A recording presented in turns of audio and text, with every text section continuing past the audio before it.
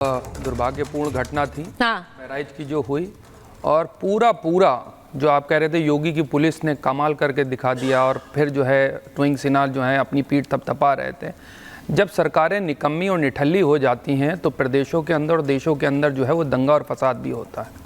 आप मुझको बताइए कि उस दिन कहाँ चली गई थी ये सारी इंटेलिजेंस, सारी इंफॉर्मेशन, सारी चीज़ें? दंगा होता रहा और सब तमाशबीन की तरीके से तमाशा देख रहे थे। कहाँ चले गए थे उस वक्त पुलिस वाले? आपको बता दूं, अगर सरकार के अंदर अगर इच्छा पैदा हो जाए कि किसी भी प्रदेश में दंगा नहीं होगा तो दंगा हो नहीं सकता। आप बनाइए, कानून लेकर के आइए। अगर दंगे के अंदर कोई भी मारा जाएगा, किसी भी समुदाय का मारा जाएगा, तो उस जगह पर जहां गया है, जो जिसकी डेथ हुई है, उसको जो है मुआवजा मिलना चाहिए, उनके घर वालों को जो है चीजें मिलना चाहिए। फर्जी इनकाउंटर हो रहा है और दंगा हो रहा है तो तुरंत वहां के पुलिस अधिकारी को और जो थाने का लोकल एसएचओ होता है उसको तुरंत सस्पेंड करना चाहिए। लेकर आए कानून, देके दंगा हो जाएगा। मतलब आपके हिसाब से कार्रवाई करे पुलिस तो वो ठीक काम कर रही है? नहीं, अभी अगर वो कार्रवाई कर रही है तो वो ठीक काम नहीं कर रही है, क्योंकि उन्होंने पकड़ लिया और दो को गोली मार दी। आप कह रहे थे ये वाली नीति अच्छी है या वो वाली नीति अच्छी है? सही बात है, सबसे अच्छी नीति है संविधान वाली नीति। संविधान की जो नीति पे चलेगा वो इस देश को, प्रदेश को कामयाब बनाएगा। लेकिन आप कस्में तो खाते हैं संविधान की रक्षा की और चीजें, लेकिन आप बताइए जाकर के, क्या सरकारों अपराधियों को पकड़ना संविधान नीति नहीं है? नहीं, अपराधियों को पकड़ना संविधान की नीति नहीं है। काम नहीं है पुलिस का। सजा नहीं दी है, सजा नहीं दी है। भाग रहे थे, गोली मारी गई। अब मुझे ये बता दीजिए जवाद साहब, यहाँ पर अगर गोली मार दी होती और जान चली गई होती ना, तो आप लोग यही शोर मचा रहे होते कि फर्जी एनकाउंटर है, आपने मार दिया है, फर्जी एनकाउंटर में मार दिया। हमारे घर वालों को उठा ले गया, हमारे भाई को, और उसने बाकायदा आकर के कहा हो सकता है उनका एनकाउंटर करा जाए।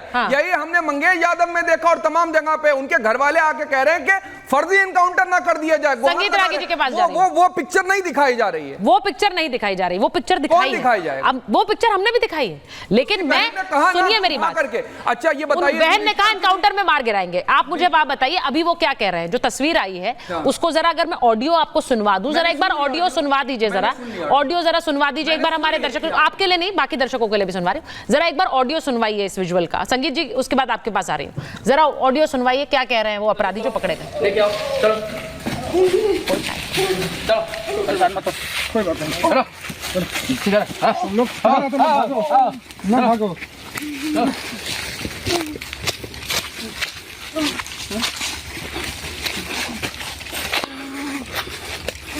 कोई बात नहीं, नहीं भागना चाहिए। गलत काम कर रहे हो तुम, पुलिस के ऊपर हमला कर रहे हो। आगे से हम ऐसी गलती नहीं करेंगे। लोग वहां जो दोनों को पकड़ा गया है, आप उन्हें देख सकते हैं, वो घायल हैं, लेकिन ऐसा नहीं है कि किसी की जान ले ली गई है। अब संगीत रागी जी आपसे पूछ रही हूं, कौन सी नीति चलनी चाहिए? क्या ये संविधान के दायरे में नीति नहीं है? अपराधियों को पकड़ना क्या गैर संवैधानिक है? अगर अपराधी भाग रहे हैं, उन पर गोली चलाई गई कि वो भागे ना, उनके पैर पर गोली चलाई गई, क्या वो गैर संवैधानिक है? सुचरिता दीदी, सबसे पहले तो उत्तर प्रदेश की पुलिस को बधाई दीजिए कि इतने दिनों में उन्होंने कम समय में उनको धर दबोचा। दूसरी बात, चूंकि ये जितने अपराधी हैं, ये सारे के सारे अपराधी जो है वो समाजवादी पार्टी इनको अपने गिरोह का प्रयोग करती है चुनाव के लिए। इसलिए जैसे ही इन पर शिकंजा कसा जाता है तब तक ये बिलबिला करके उठ जाते हैं। तीसरी बात, एक और चीज मैं जिक्र करना चाहूंगा, शायद इस बात को बहुत सारे लोग काउंटर करें।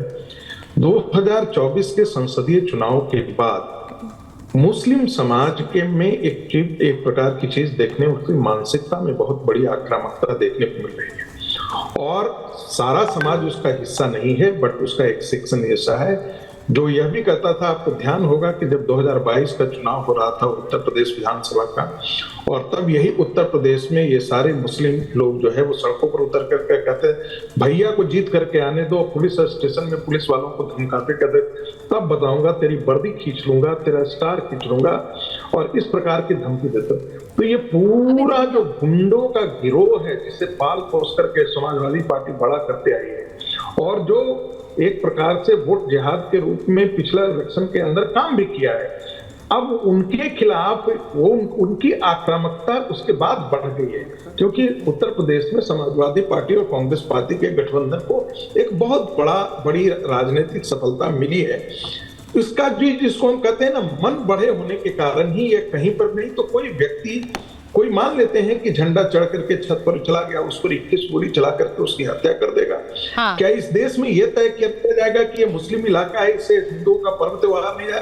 तो पूरा देश राम का है और कृष्ण का देश है भाई। ये मुगल, ये सुल्तान, ये सारे से बाहरी विदेशी आक्रांता थे, ये सारे गुंडे, मवाली और दानवी ताकतें थी जो यहाँ पर आई हैं। क्या हिंदू समाज आकर के ये कहना शुरू करे, इस देश का हिंदू समाज ये कहना शुरू करके तालियां नहीं निकलने देता, तुम्हारी ये मुहर्रम के तुम्हारे पर्व नहीं हुए हैं वो माने जाएंगे, तुम दिल्ली की सड़कों से, लखनऊ की सड़कों से ये नहीं कर सकते हो, क्या ये हिंदू इलाका है इसमें तुम नहीं? तब तो ये कल जायज हो गया ना कि हिंदू इलाके में तुम सब्जी नहीं बेचो, फल नहीं बेचो, रिक्शा नहीं चलाओ, व्यापार नहीं करो। कल जाकर के हिंदू यदि ये तय करना शुरू कर देगा, कल आपको लाउड स्पीकर बजाने से बहुत परेशानी हो रही है। कल जाकर के यदि यही बात करे, तुम्हारी अजान से हमको परेशानी है भाई, और तुम जवाब साहब बोलना चाह रहे हैं। मैं अजीज खान साहब आपके पास आऊंगी क्योंकि आपकी पार्टी पर सवाल उठा रहे हैं वो। हाँ बोलिए बोलिए। पता है उत्तर प्रदेश विधानसभा में जो विधायकों को टिकट दिए गए थे और कितने विधायक ऐसे हैं जिनके ऊपर गंभीर धाराओं के अंदर आपराधिक मुकदमे दर्ज हैं और उनके ऊपर हिम्मत है, और देख लीजिए कौन सी पॉलिटिकल पार्टी में, ये भी देख लीजिए, और उनके ऊपर क्या कार्रवाई करेंगे? फिर नहीं करेंगे ना। अगर बधाई देना है उत्तर प्रदेश पुलिस को तो फिर यहां पर भी दीजिए। कैसे ऐसे विधायक है, कितने ऐसे सांसद हैं जिनके ऊपर गंभीर धाराओं में आपराधिक मुकदमे हैं? नहीं। कौन सी पार्टी में? जवाब साहब कौन सी पार्टी की बात कर रहे हैं? कौन सी पार्टी? सबसे ज्यादा टिकट भाजपा ने दिए थे। भाजपा में ही है, भाजपा में ही है, सबसे ज्यादा भाजपा में ही है, सारी पार्टियों में है, लेकिन सबसे ज्यादा भाजपा में। तो फिर ये एक मुहिम की तरह चलाइए ना जवाब साहब। नहीं, फिर इसे एक मुहिम की तरह चलाइए। बिल्कुल चलाऊंगा। बीजेपी में भी है, समाजवादी पार्टी में भी है। हाँ, तो अब ये बसपा में भी है। सबसे ज्यादा मैं कह रहा हूँ। नहीं, जब आप इसको एक पार्टी के खिलाफ इस्तेमाल करते हैं तो ऐसा लगता है उसी में। नहीं, सत्ता में ये है, दिक्कत इस बात की है। तो सत्ता में तो समाजवादी पार्टी भी रही है। जवाब नहीं मांगा जाएगा तो क्या विपक्ष से जवाब मांगा जाएगा? ठीक है, सत्ता इसीलिए ठीक है। टूइन जी बोलना चाह रहे हैं, टूइन जी बोलिए। आपसे जवाब मांगा जाए। टूइन जी बोलिए, फिर मैं अजीज खान साहब। भाग रहे हैं सवालों से, भागेंगे सवालों से। डिबेट दूसरे डायरेक्शन में जा रही है। मैं इस वक्त एनकाउंटर पे बात करना चाह रही हूँ। पूरी दुनिया, पूरी दुनिया ने देखा है किस प्रकार से हमने लालू जी और अखिलेश और मुलायम सिंह यादव के दहशत का युग समाप्त किया, और ये हम पर आरोप लगा रहे हैं। ये तो मतलब कुछ और ही दिशा में जा रहे हैं। देखिए, हम जहां जहां बीजेपी की सरकार आई है वहां आपने टूइन जी मेरी बात सुनिए। ओवैसी साहब ने जो बात कही है कि ये ठोक देंगे नीति है। नहीं, मैं खान के मुरीद इस बात को नहीं समझेंगे, आतिक अहमद के मुरीद इस बात को नहीं समझेंगे, लेकिन आप जानती है कि किस प्रकार से बीजेपी की सरकार जहां जहां आती है वहां मुझे तो समझ रहा है किस बात की है, गोडसे के मुरीद समझेंगे। दुख किस बात की है कि पांचों गिरफ्तार हो गए, उस बात से ये दुखी हैं या पांचों जीवित हैं? ठीक है, मैं ओवैसी साहब के बयान पर आ रही हूँ। असदुद्दीन ओवैसी कह रहे हैं ठोक देंगे नीति है। डीजीपी सर जरा इस पर रिएक्ट कर दीजिए। वो कह रहे हैं ठोक देंगे नीति है, ये यूपी में चल रही है, लेकिन यूपी में जितने एनकाउंटर हुए हैं उसकी भी एक लिस्ट हमने दिखाई है। जरा वो चला दीजिए कि योगी आदित्यनाथ के राज्य में कितने एनकाउंटर हुए हैं और बाकी लोगों के राज्य में कितने एनकाउंटर हुए हैं। ये बात सही है कि अखिलेश जी के राज्य में सबसे कम एनकाउंटर हुए हैं? नहीं, फर्जी और नॉन फर्जी की बात आप मत तय करिए। एनकाउंटर कितने हुए हैं उसका एक आंकड़ा मैं स्क्रीन पर दिखा रही हूं क्योंकि वो इंपॉर्टेंट है।